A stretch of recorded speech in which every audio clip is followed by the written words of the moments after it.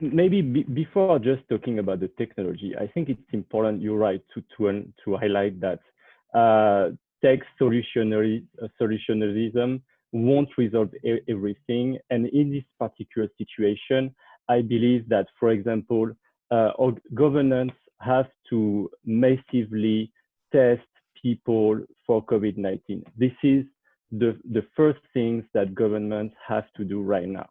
And when we will be able to do so massively, we will be able to deploy the technology that will help to track who has the virus and to make sure that we can contain the propagation of the virus. But it's very important first to have governments investing in healthcare, and making sure that we can test everybody. And then so we can deploy this technology.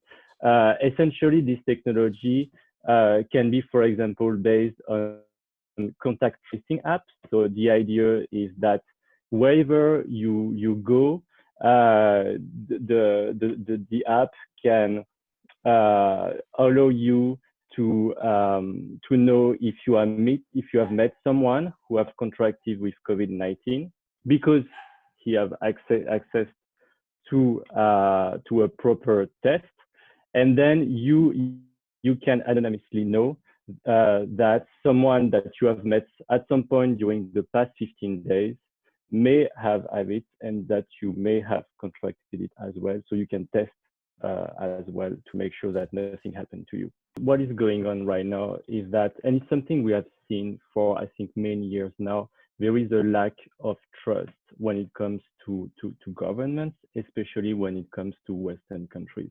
So you're talking about South Korea. I believe you can also mention countries like Japan, where governments deploying this kind of technology doesn't lead to the same level of questions that we could face, for example, in the US or in Europe.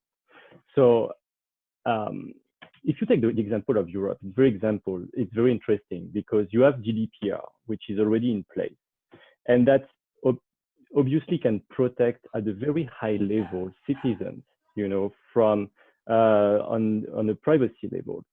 So you have that in place, and even though you see a lot of civil society organization in Europe saying that this kind of contact tracing app would lead to infringement of freedoms of citizens. So it's a very, very complex trade-off that governments in Western countries are facing right now. Because even though you have a very high level of privacy by the law, if you take the GDPR example from Europe, even though you have that, there is a huge lack of trust. And so the question now for tech companies and governments is to see how they can partner together and build something that would be trustworthy for citizens. This is really what we need to build right now. We need to have around the same table people that will help building something trustworthy. So we need governments, we need tech companies, but we also need civil society. We need advocacy groups that will help building something trustworthy. If you take some example, it's very interesting to see how, for example, advocacy groups have been working on this topic for the past weeks. Privacy International, for example, very interesting the work they have done. They have been doing, explaining why Bluetooth would be maybe a better solution than, for example, localization technology. If you take ACLU, it's very interesting the principles they have put together in a recent white paper to say, okay, if we deploy a technology that like this is the kind of principles we should have to respect. So there is a way to resolve that, but we have to put on the same table the right people. We don't want to share our health data to governments or tech companies. And to be very fair, I mean, tech companies have been trying to get those data. It's very, very, interesting data, and they can use them for commercial use. So those health data, we want to make them private as much as possible.